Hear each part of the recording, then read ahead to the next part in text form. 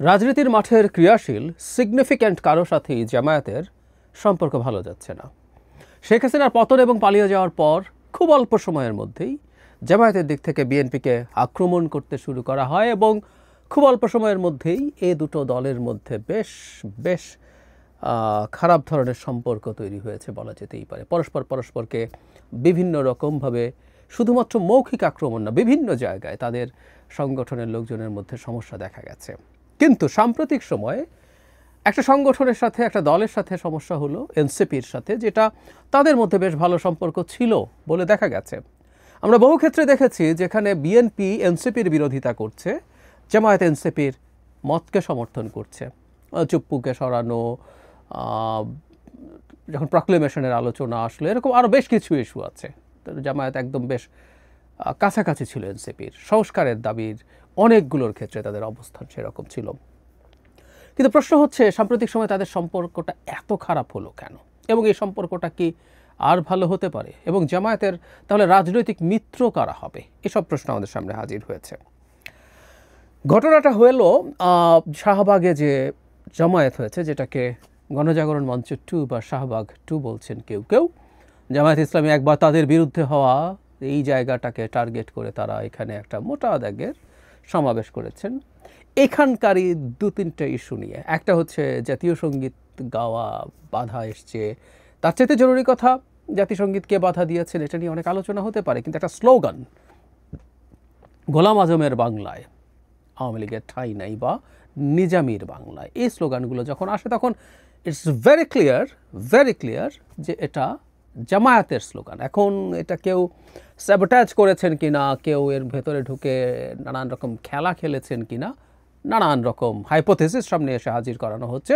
কিন্তু আমি খুব ভালোভাবে মনে করি এই স্লোগানগুলো জামায়াতই দিয়েছে, শিবিরই দিয়েছে, ডেলিবারেটলি দিয়েছে, এবং এটা করতে গিয়েই সংকটটা শুরু হয়েছে, এবং এটা এক ধরনের অনিবার্য ছিল। কেন ঘটনাটা? আমি মনে করি এই যে জামায়াতটা হলো, এই জামায়াতটাকে কেন্দ্র করে আসলে এনসিপি এবং জামায়াত, মানে প্রতিজন, মানে এনসিপি ভেবেছে সে জামায়াতকে ব্যবহার করবে, জামায়াত ভেবেছে এনসিপিকে ব্যবহার করবে। এটা হচ্ছে তাদের নিজের জায়গা থেকে চিন্তা। শেষ পর্যন্ত দুজনই, দুটো দলই, দুটো গ্রুপই তাদের জায়গা থেকে চালাকি করতে গিয়ে এক্সপোজড হলো এবং এই ঘটনা ঘটলো। কেন বলছি দুই দলই দুই দলকে ব্যবহার করতে চেয়েছে? আমি ব্যক্তিগতভাবে বিশ্বাস করি এনসিপির আসলে জনসমর্থন ইভেন শহরেও, ঢাকা শহরেও এখন আর তেমন কিছু নেই। এটা শুধুমাত্র জনাব নাহিদ ইসলামের সেই পয়লা বৈশাখের বক্তৃতার কথা বলে বলছি না। বিভিন্ন জায়গায় তাদের মিছিলের ছবি আসে, সেটা আদৌ মানে সিগনিফিক্যান্ট দূরেই থাকুক, লিস্ট এক ধরনের আশা জাগানোর মতোও না। কিন্তু জনাব হাসনাত আবদুল্লাহ এসে যে কর্মসূচি শুরু করেছিলেন, সেটা আমি জানি না এটা এনসিপির সিদ্ধান্তে কিনা। কারণ হলো তারা প্রথম থেকে বলছিলেন যে জনাব হাসনাত আবদুল্লাহর প্রোগ্রাম এটা, তিনি যমুনায় চলে যান এবং ব্যারিকেড ভেঙে, রীতিমতো তার জন্য ব্যারিকেড ভাঙা জায়েজ আছে, তিনি লোকজন নিয়ে ব্যারিকেড ভাঙেন এবং যমুনার একেবারে বাউন্ডারি ওয়ালের ওখানে গিয়ে থাকেন। পরে এনসিপির সভাপতি, মানে আহ্বায়ক জনাব নাহিদ ইসলামের নেতৃত্বে এনসিপি যায়, জামায়াত যায়, যদিও জামায়াত সাংগঠনিকভাবে গিয়েছে সেটা বলেনি। এরপর আমরা জানি সমাবেশ হয়, এরপর তারা একটু সরে আসেন, তারপর পরদিন শুক্রবার সেদিন তারা শাহবাগে সমাবেশ করবেন, সে সমাবেশ হয় ইত্যাদি ইত্যাদি। এর মধ্যে প্রচুর জামায়াতে ইসলামীর লোকজন ছিল এবং প্রচুর ইসলামিস্ট ছিলেন। তাহলে যে কথাটা বলতে যাচ্ছিলাম, যতটুকু সাইজও ওই সমাবেশে দেখা গেছে সেটা এনসিপির লোক দিয়ে কল্পনাও করা যায় না। এনসিপির শক্তি তার চেয়ে অনেক অনেক অনেক কম। এতে যেটা আমরা বুঝবো, এনসিপি আসলে চেয়েছে তাহলে, বা হাসনাত আবদুল্লাহ যেভাবেই বলুক, এগুলো টেকনিক্যালিটিস, কিন্তু শেষ পর্যন্ত NCP was very much aligned to this programme, এবং এনসিপি তো আওয়ামী লীগ নিষিদ্ধ করার কথা বলছিলই। তারা ভেবেছে জামায়াত আসবে, জামায়াতের এই সংখ্যাটা তারা দেখাবেন, তার এবং এটা ক্রেডিটটা দিনের শেষে এনসিপির কাছে যাবে। এর সাথে অন্য ইসলামিস্টরা আসলো, কারণ জামায়াত যদি খুবই খারাপ হতো আওয়ামী লীগ নিষিদ্ধ করার দাবিতে, এটা খুবই মর্মান্তিক দেখাতো।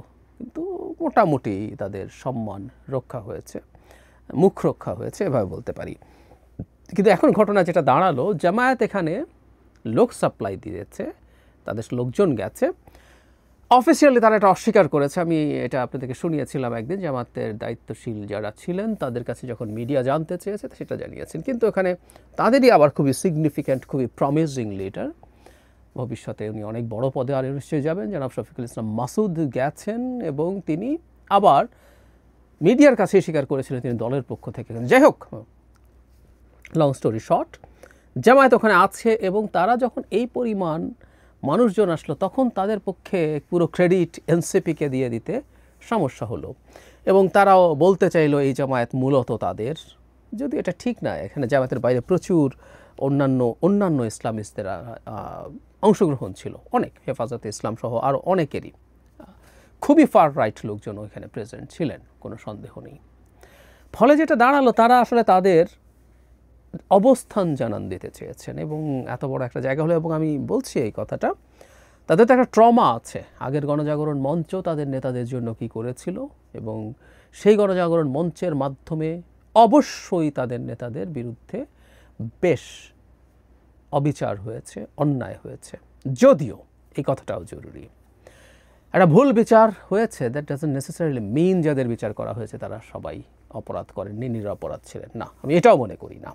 প্রসিডিউরাল অনেক রকম ভুল ছিল, সেই ভুলগুলো যদি ঠিকঠাক মতো করা হতো ভিন্ন আলোচনা আমরা করতাম। যাই হোক, সো তাদের সেই ট্রমাটা যখন থাকে তখন তারা এইখানে যখন আবার সেই জায়গা, সেই ঐতিহাসিক জায়গায় এসে তাদের ইচ্ছে হতেই পারে যে স্লোগানটা দেই এবং তাদের অবস্থান জানান দেয়া, কারণ এই সমাবেশের ক্রেডিট এনসিপিকে তারা দিয়ে দিতে চাইবেন পুরোপুরি, সেটা নাও হতে পারে। তারা সেটা করেননি, না করার এই কথা। কারণ আমরা মিডিয়াতে নিউজ দেখছিলাম, হাসনাত কী বলছেন, সার্জিস কী বলছেন, নাহিদ কী বলছেন, ওখানে দাঁড়িয়ে দাঁড়িয়ে মূলত সেই আলাপগুলোই সবচেয়ে বেশি এসছে। আমার এর বাইরে এগুলোর খুব বেশি কাভারেজ আছে। ফলে এটা একদম এনসিপির একটা সমাবেশ হয়ে দাঁড়াচ্ছিল, তাই তারা কাজটা করলেন। এখন ডিজাস্টার বেঁধে গেল যে এই সমাবেশে যখন গোলাম আজমের বাংলায় আলাপ আসলো, মানে গোলাম আজমের বাংলা, মানে গোলাম আজম পূর্ব পাকিস্তানি চেয়েছিলেন বা জামায়াতও চেয়েছিল, তাদের আবার বাংলা ছিল, এটাও খুব হাস্যকর। যাই হোক, যখন এই আলাপটা আসলো এটার মারাত্মক রিয়াকশন চারদিকে শুরু হয়েছে। মানে এটা এনসিপিকে বুঝতে হবে। এর আগেও তারা একবার এই কাজটা করেছিলেন, উইচ আই অ্যাপ্রিসিয়েটেড, আপনাদের মনে থাকতে পারে, আমি একটা ভিডিও করেছিলাম এটা নিয়ে। তখন নাগরিক কমিটি ছিল এবং নাহিদ ইসলাম তখনও উপদেষ্টা ছিলেন, আমি ভুল না করে থাকলে। তখনও জামায়াতের বিরুদ্ধে জনাব নাসির উদ্দিন পাটোয়ারিকে কথা বলতে শুনেছি, নাহিদ ইসলামকে কথা বলতে শুনেছি। তারা জামায়াত থেকে তাদেরকে এক ধরনের ডিটাচ করার চেষ্টা করছিলেন। এখন যেটা ঘটলো তার ফলে যেটা হবে, তাদের রাজনীতি ক্ষতিগ্রস্ত হবে। কারণ বাংলাদেশের মানুষ ৭১কে, এমনকি মানে খুবই ইয়াং লোকজনও ৭১কে ছেড়ে আসলে বাংলাদেশে কেউ রাজনীতি করবে, এবং সেটাতে যারা আদার সাইডে ছিল, যারা আমাদের হানাদার ছিল, তাদের পক্ষে যারা ছিল, তাদেরকে খুব সহজে নেবে না এখনও, এটা মোটামুটি নিশ্চিত। সেই রিয়াকশান দেখেই আসলে এনসিপি ভীত হয়ে ওঠে এবং খুব দ্রুত তারা জামায়াতকে তাদের গা থেকে ছেটিয়ে বিদায় করার চেষ্টা করে।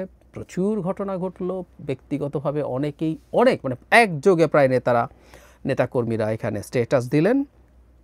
তারপরে যেটা করলেন, তারা রীতিমতো ফর্মাল স্টেটমেন্ট দিয়েছেন।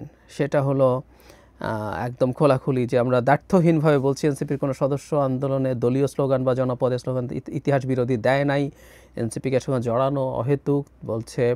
বরং তারা যেটা বলছে যে ঐতিহাসিক মানে ৭১-এ যারা ৭১ সালে এই জনপদের মানুষের জনযুদ্ধের বিরুদ্ধে অবস্থান নিয়েছিল, যাদের বিরুদ্ধে গণহত্যায় সহযোগিতার অভিযোগ রয়েছে, আমরা চাই তারা জামায়াতকে ইন্ডিকেট করে তারা নিজেদেরকে অফিসিয়ালি সরিয়ে নিয়েছেন। এরপর আমি জনাব মাহফুজ আলমের সেই স্ট্যাটাস, এগুলো নিয়ে আমরা কথা বলেছি। আমি তাকে এনসিপির মানুষই মনে করি। তিনি বললেন, এরপর জামাত শিবির ছাপিয়ে পড়লো, তিনি আবার ক্ষুব্ধ হয়ে স্ট্যাটাস দিলেন, সেটা শুনলো। পরে তিনি জগন্নাথ ইউনিভার্সিটির প্রোগ্রামে যে ক্রাইসিস কেওস হলো সেখানে উনি গেলেন, ওনাকে বোতল মারা হলো, ইঙ্গিত করলেন শিবিরের প্রতি। তারপর তার একটা অডিও কল শোনা গেল যেখানে তিনি বেশ ক্ষোভের সঙ্গে শিবিরকে ক্ষোভ দেখাচ্ছেন। আমি নিশ্চিত নই সেই অডিও কলটা তার কিনা। যাই হোক, এই পাল্টাপাল্টি চলতে থাকলো এবং আমি ধারণা করি ভবিষ্যতে এটা আসলে কমবে না। এখন সমস্যাটা কি, মানে জামায়াত আবার তাহলে চেয়েছিল কেন এনসিপি? জামায়াত তো নিজেও এই ধরনের একটা অ্যারেঞ্জমেন্ট করতে পারতো। জামায়াত আবার ওই যে বলছিলাম এনসিপিকে ইউজ করতে চেয়েছিল। সে চেয়েছিল জামায়াতের কোনো নেতাকে চাইলেই ব্যারিকেড ভেঙে ডক্টর ইউনূসের বাড়ির কাছে যেতে পারতেন, শফিকুল ইসলাম মাসুদ পারতেন? আমি মনে করি না। বা শিবিরের যদি ছাত্রের কথা বলি, সাদিক কায়েম খুবই গুরুত্বপূর্ণ রোল প্লে করেছেন এই মুভমেন্টে, তাকেও কি যেতে দেওয়া হতো? সম্ভবত না। তাহলে তারা মনে করলেন এনসিপিকে দিয়ে এটা যাওয়া এবং বসাটুকু করি, যাতে তারা তাদের এই আক্রমণের শিকার না হন শুরুতেই, তারা কাজটা অর্গানাইজ করে করতে পারেন এবং জামায়াত আবার নিজ নামেও যাতে করতে না হয়, না জামায়াতের উপর খুব বেশি আলো যাতে এসে না পড়ে, এটাও তাদের লক্ষ্য ছিল। কারণ আমি বলেছি রিসেন্ট সময় জামায়াত পশ্চিমাদের সাথে যথেষ্ট আলোচনা এবং তাদের সাথে ডিল করার চেষ্টা করছেন, এগুলো ঘটছে।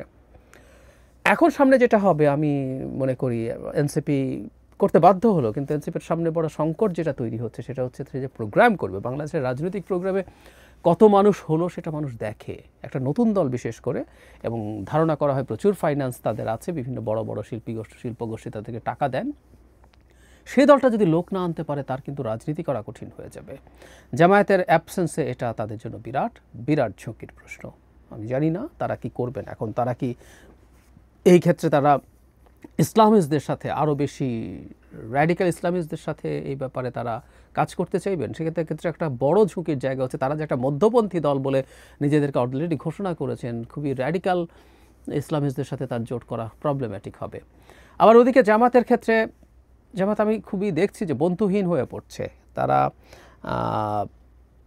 এনসিপির সাথে তাদের এক ধরনের অ্যালায়েন্সের ক্ষেত্রে একটা বড় রোল প্লে করেছেন সম্ভবত এক্স শিবিরের একটা অংশ বেরিয়ে গেছেন, তারা একটা নতুন প্ল্যাটফর্ম তৈরি করেছেন, এটা রাজনৈতিক দলে পরিণত হবে সম্ভবত খুব অল্প সময়ের মধ্যে। জোনায়েদ এবং রাফে এরা মূল দুজন, ঢাকা ইউনিভার্সিটির শিবিরের প্রেসিডেন্ট ছিলেন। তারা এখানে এই মুভমেন্টেও খুবই জুলাই এবং আগস্টের যে গণ অভ্যুত্থান সেখানেও তারা খুবই ভালো রোল প্লে করেছিলেন। তারা কাছে কিন্তু আমি ধারণা করি এনসিপির মধ্যে এখনও প্রচুর আইদার এক্স শিবির অথবা ঠিক উভয় স্বীকৃত শিবির নন, কিন্তু ওই ভাবধারার মানুষজন আছেন। তো ওই ভাবধারার মানুষ যারা আছেন তারা এখনও রয়ে গেলেন এবং তাদের দিক থেকে সেই চেষ্টা হয়তো ছিল, কিন্তু সাম্প্রতিক এই যে ঘটনা ঘটলো সেটা দিয়ে সেই বিচ্ছেদটা জরুরি হয়ে পড়েছে। এখন শিবিরের ক্ষেত্রে যেটা প্রবলেমের কথা বলছি সেটা হলো তাদের এখন আরও তারা যদি এনসিপিকে তাদের সামনে রাখতে পারতেন, তাদের সাথে এক ধরনের শিথিল ধরনেরও জোটও রাখতে পারতেন, সেটা তাদের জন্য ভালো হতো। কারণ একটা সেন্ট্রিস্ট ফোর্সের সাথে তার অ্যালায়েন্স, আদারওয়াইজ তার অপশন আছে খুবই রাইটদের সাথে যাওয়া। হেফাজতে ইসলামের সাথে আলাপ করছেন, যদিও তাদের মধ্যে দীর্ঘকালীন বৈরী সম্পর্ক আছে, ইসলামী আন্দোলন বাংলাদেশ বৈরী সম্পর্ক আছে, তারপরও গেলে তাদেরকে আরও বেশি রাইটে যেতে হবে। সেটা আবার জামাতের যে ইউরোপ এবং আমেরিকার ক্ষেত্রে কিছু ক্ষেত্রে কিছু গ্রহণযোগ্যতা তৈরি আছে যে এরা ডেমোক্রেটিক পলিটিক্স পছন্দ করে এবং ওরা অত র্যাডিক্যাল না, সেটা আবার হ্যাম্পার্ড হয়। সো সব কিছু মিলে এই হচ্ছে পরিস্থিতি এবং এটা আমাদের মাথায় রাখতে হবে বাংলাদেশের রাজনৈতিক পরিস্থিতি এখন বা সারা পৃথিবীরই এটা খুব বেশি স্টেবল কিছু না, এটা যে এই জায়গায় থাকবে নট নেসেসারিলি।